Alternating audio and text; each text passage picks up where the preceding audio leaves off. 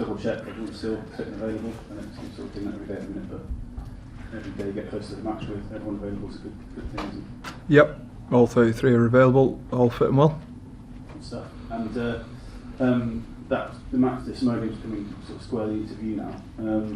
As you get that bit closer to it, there's a kind of mood in the camp change because you've had a bit of a gap, but do you sort of see people dialing in and getting more focused on the specific task? Yeah, you do. I think that changes through some of the personalities and characters we've got as well. So there's some guys who are pretty serious all the way through. There's some guys who stay real jokey and fun to be around right up until kick-off. So we have a real mix. But I think certainly the couple of days break everybody got was used in the right way, and everybody's come back in great shape. 2 good sessions Thursday and Friday last week, and then had a normal week this week, and we've just done our big session today, and the boys have been outstanding again. So they'll recover well tomorrow, and we'll get ready for our last run on Thursday. And that does make a big difference, doesn't it, when sessions go well? Just building towards a test match, doesn't it?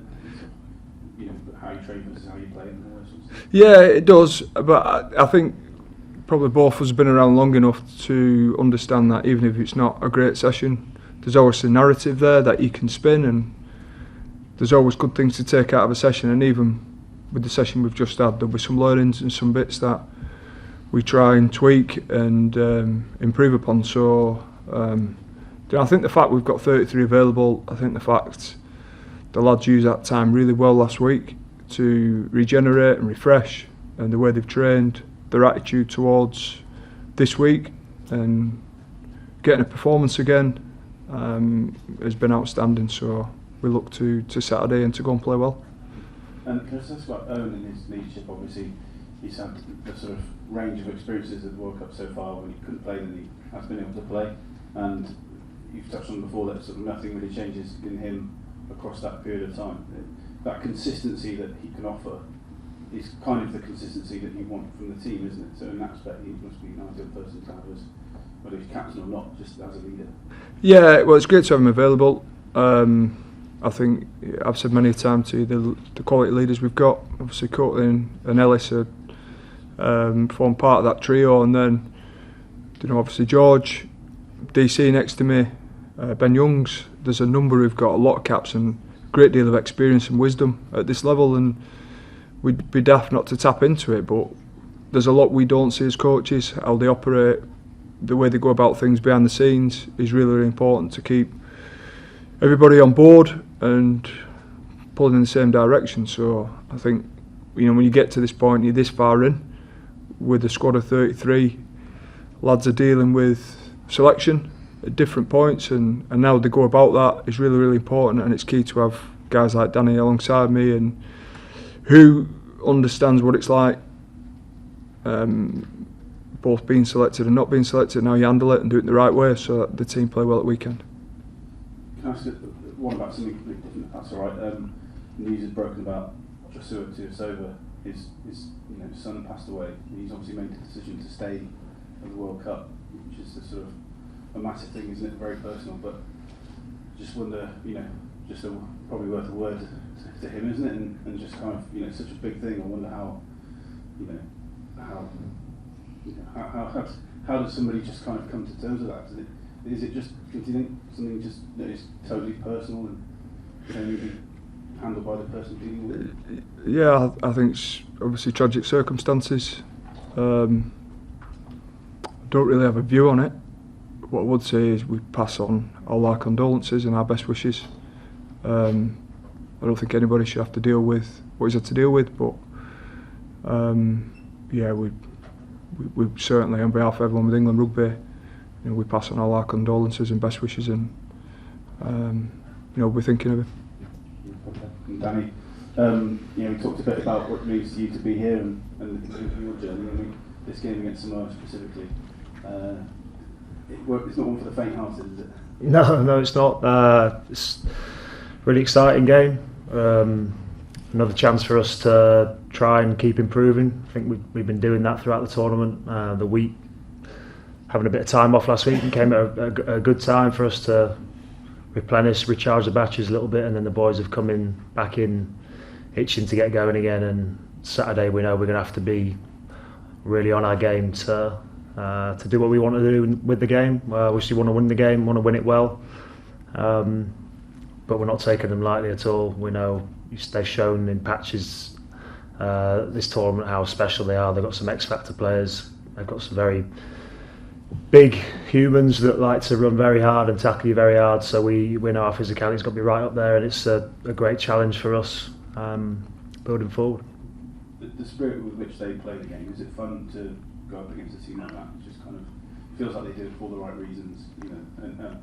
And within that, though, obviously it will be very physical, but then also that physicality, does that provide potentially different opportunities for you to capitalise on if you can? Yeah, not so fun when they get older, but no, we're up for the challenge.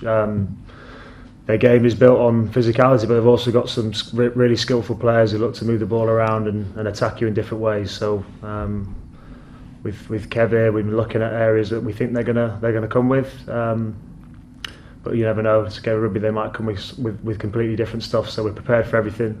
Big thing for us this week is respecting them, but focusing a lot on ourselves, getting our stuff right on the pitch, both attack and D, and enjoying it. Another big thing. It came out yesterday that there might be hybrid contracts being brought in the future. Can you give us a player's perspective on how you would see that? I'll be honest, I didn't see it, but is there one available for me? No, I haven't seen it, to be honest.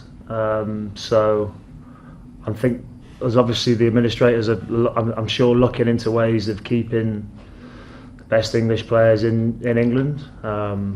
So I'll be behind it if it's a good thing for the players. Not sure I'll see one, but we want to see. I mean, English players playing in England. I think I'm definitely right in saying that. But I haven't seen the article, so I'm not sure. Knowing English kind of landscape of English club rugby as you do you think there's much of an appetite amongst players who would have a lot of loyalty to their clubs to go down this route and maybe step further like central contracts like we see in Ireland? Yeah, I mean I've probably said it a few times on the podcast with CJ in the back there.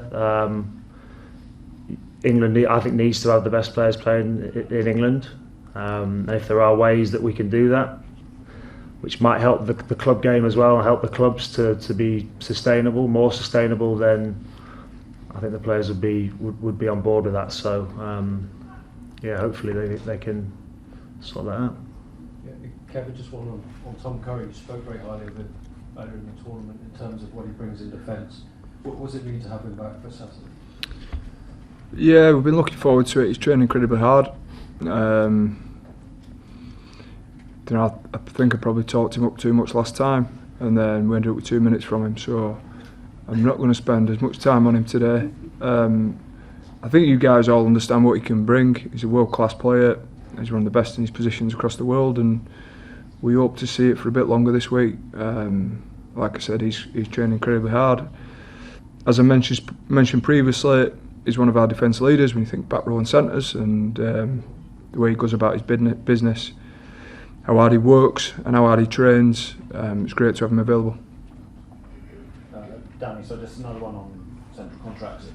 Obviously, keeping players in England's a big priority, but also it's about management of players. And I don't know if you've ever looked at the situation in Ireland where Johnny Sexton might only play sort of 15, 20 games a year, and look at that type of thing with envy, or do you have a particular view on that?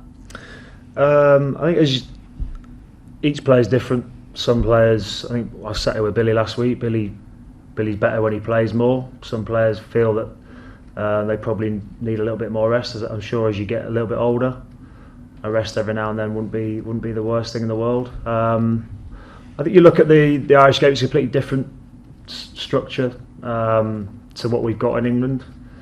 Now the club game going down to 10 teams, there automatically is going to be less games for the lads. I've always pushed and been an advocate for Premiership games to not be played during Six Nations windows. I think fans, clubs, everyone wants that. You want to see your best players playing. Clubs want to have the best players available, which helps everything in terms of, I'm sure, TV revenues and fans coming into stadiums. They want to see Owen Farrell playing for Saracens as many times as he can.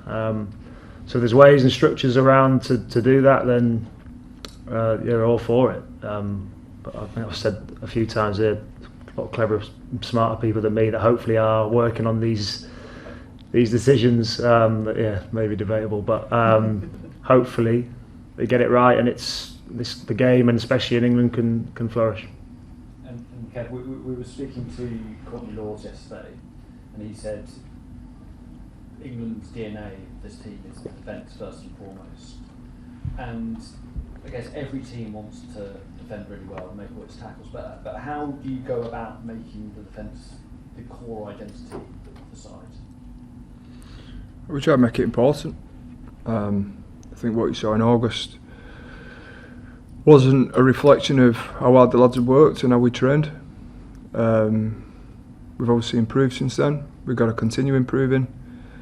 We've tried a number of different ways to create buy-in and get it to land, but as Danny's just said, not specifically about defence, but in general, in my view, it's all about the players.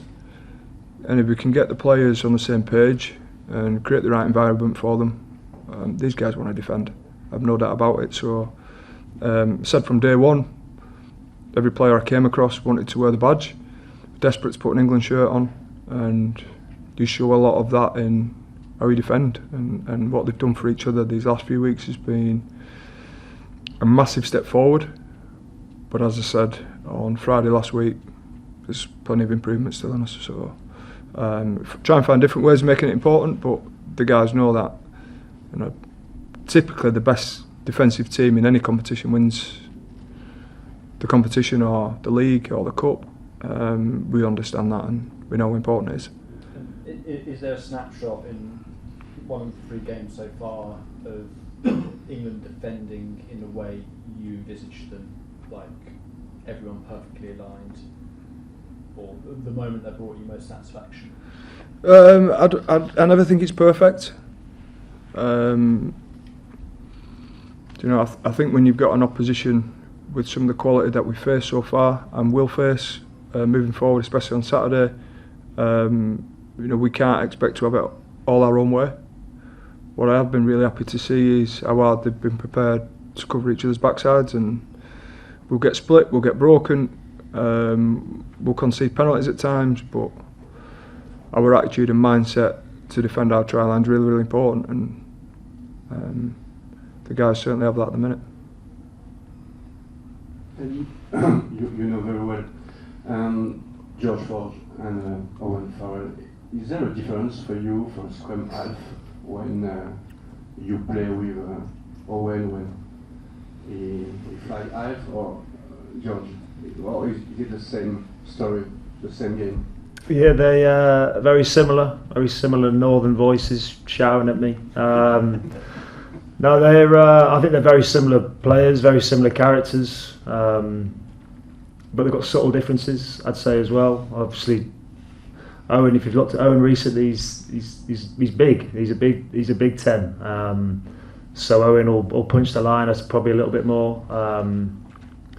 Both unbelievable operators, and the same with Marcus. I'll throw all 3 of them in there. That whoever you're throwing the ball to, you know, are probably going to make a good decision off the back of what you've given them. Always talking, always wanting the ball, always commentating the whole way around. All 3 of them. We're very lucky to have all 3. And whoever's there, I mean, it's nice when there's more than one of them, because they've always got someone who wants the ball. But I think the connections that they can bring together as well, it's pretty unique. They've shown glimpses of that, and hopefully we can keep showing more of that. Which one do you prefer? I can't say. Yeah, I can't say. Plead the fifth. I saw last week you sent a little message to the European Cup for Ryder Cup. Yes. Did you watch? Yes. Sorry? Yeah, we did. We loved it. Some big golf fans in the team, and yeah, it was amazing to watch. Just the team sort of spirit. It seemed you could just see from the European teams was evident throughout. And I don't credit our video with why they won, but I think it played a big part. So. Yeah, well, Kevin, I'm asking you to give about the team, but since you haven't played for 2 weeks and we've got a quarter final in 1 week, how much has that played in your mind regarding selection? No, it's all been about Saturday. It's all been about Samoa. I think you probably have had that from every coach and player that's sat in this chair ever since the Chile game. We've had a real focus on Samoa and doing a good job against them. We worry about what is to come Saturday evening when our game is over, and then I still think there's a bit going on in that other group that we have to wait for. So I think it'd be pretty foolish for us to spend a lot of time when we don't quite know. It's all been about Samoa. Danny, you've played Samoa 2 or 3 times? Yep. Yeah. But what are your memories of playing against Samoa? Yeah, always exciting games, as we touched on earlier. They come with a box of tricks. They're in an intriguing sort of mindset, I'm sure, this week in terms of maybe a bit of a let's go and show people. Maybe they're a bit, but I'm sure they're disappointed with what's happened in their group, and they'll want to come out and shock us and get in our faces and make it hard. That's what happens every time you play against Samoa. I know how passionate they are, know how much it means to them. I know they're very proud people, and yeah, I'm really looking forward to the game. Can't wait to get out there and see what we can do. Cheers, guys. Yeah, okay. Danny's well, doing a piece on the different hairstyles and facial hair there's in the World Cup. Lovely. So George has got some nice moustaches. Yeah. Chile Prop's got a pretty interesting mullet. Yeah. Who's got the best haircut and the best moustaches? Yeah, good shout. Yours is decent, to be fair. The Samoan 9, I quite like his swag. Yeah, I think he's doing all right. In terms of our lads, Marcus's Barnett when he's making breaks looks decent. So yeah, I'll go with Marcus. Okay, Alex, last one. Just wait for the mic. Daniel, in your years with Quins in England, have you ever found yourself caught between the two? Caught between England asking you to play one way, Quins another, a fitness programme, anything that's made life difficult for you as a player, being pulled in 2 different directions, which a hybrid contract might fix? What the contracts that you were talking about earlier? Yeah, the idea is it would align club and country much closer. Yeah. But down the years, you've often spoken to players who have found themselves in a situation where they've been pulled in different directions. Yeah. I wonder if you'd had any examples of that. I think it's hard when you're with England. I've always tried to just be all in with England, and then as soon as you get back to the club, sometimes it's hard to switch back into club mode. I remember the year, I think 2016, when I was captain of Quins. I found that really tough to come back in and be asked to leave when I've not been there for 8-9 weeks. I felt like a bit of a fraud telling the lads what to do when I'd not been there to experience that. So maybe that would help in that respect in terms of captaincy or leadership type thing. That'd probably be my only example where I found it tough. But I know lads have struggled before of long campaigns. You know, we've been in for 16, 17 weeks. So it's be very different when you go back to your club now and the lads have been there for the same amount of time. But I'm loving my time here. I don't want it to end anytime soon. So yeah, I'd like to stay here to the end if possible. I guess just lastly, if there was a joined up conditioning program, for example, so club and country work together, if there was a joined up idea on a player's position or their skill set, that kind of thing, it feels like it would help if there was more alignment and less distance between the two. Yeah, I mean, I think Steve and the coaches are doing that already behind the scenes. I think they have been doing it since Steve's taken over the job. Obviously, if there is more structure to it, I'm sure it might help everyone. But I know the one thing about Steve is he's working hard behind the scenes to make sure all the clubs are aligned, and the best thing for the players is whatever the best thing is for the players is Steve's looking to do that. So I think the wheels are already in motion with that. Thanks, guys. Thanks. Thank you. Cheers, lad. Thank you.